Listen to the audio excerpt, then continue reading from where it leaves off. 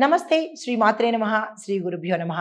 మే నెల 28 2025 బుధవారం నాటి పంచాంగం ప్రకారము శ్రీ విశ్వావసు నామ సంవత్సరం ఉత్తరాయణం గ్రీష్మ ఋతువు జ్యేష్ఠ మాసం శుక్లపక్షం సూర్యోదయ సమయము ఈరోజు తెల్లవారుజామున 5:45 సూర్యాస్తమ సమయం సాయంత్రం 6:41 తిథి విదియ రాత్రి 1:57 వరకు.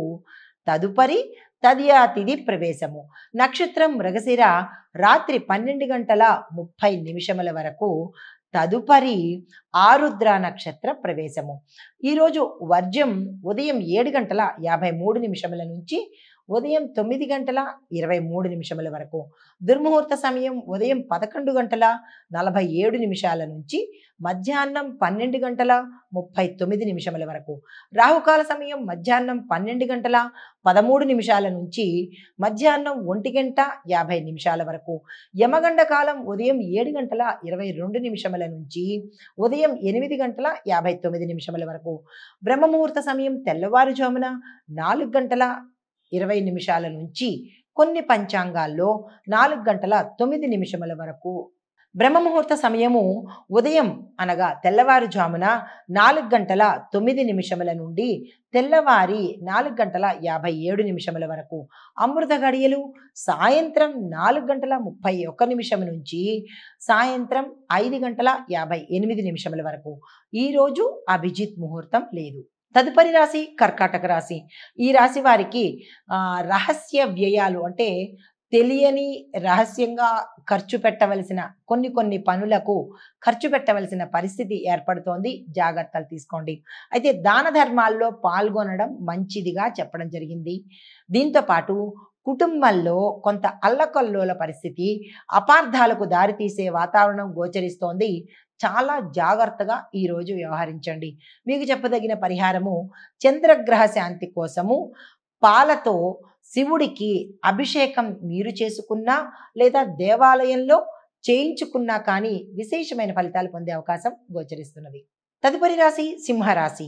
ఈ రాశిలో ఉండేవారికి సామాజిక పరంగాను మీరున్న రంగంలోనూ గుర్తింపుతో పాటు గౌరవ మర్యాదలు పెరిగే అవకాశం కనబడుతోంది.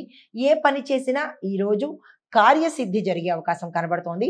ప్రభుత్వ రంగాలలో లాభ సూచన, విశేషమైన ఒక వార్త మిమ్మల్ని సంతోషపరిచేటట్టుగాను ఆకస్మిక ధనప్రాప్తి వచ్చేటట్టుగాను గోచరిస్తున్నది. మిత్రుల వల్ల కొంత ఒత్తిడి పెరిగే అవకాశం కనబడుతోంది. దీనికి చెప్పదగిన పరిహారము సూర్య నమస్కారాలు చేయడం కానీ, సూర్య దేవాలయాలను సందర్శించడం కానీ, కుదరని పక్షంలో మీ ఇంట్లో సూర్యోదయ సమయంలో ప్రత్యక్షంగా సూర్య భగవానుణ్ణి స్నానం చేసిన తర్వాత దర్శించి మీ యొక్క కష్టాన్ని చెప్పుకున్నట్టయితే సానుకూలమైన ఫలితాలు పొందే అవకాశం కనబడుతోంది. తదుపరి రాశి కన్యా రాశి.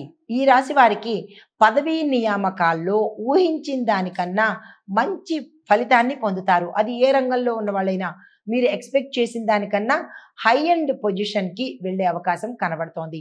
విద్యార్థులు సక్సెస్ సాధిస్తారు. పాలిటిక్స్, పబ్లిక్ స్పీకింగ్ చేసిన వాళ్లకు మంచి అనుకూలము, పేరు ప్రఖ్యాతలు పొందే అవకాశం కనబడుతోంది.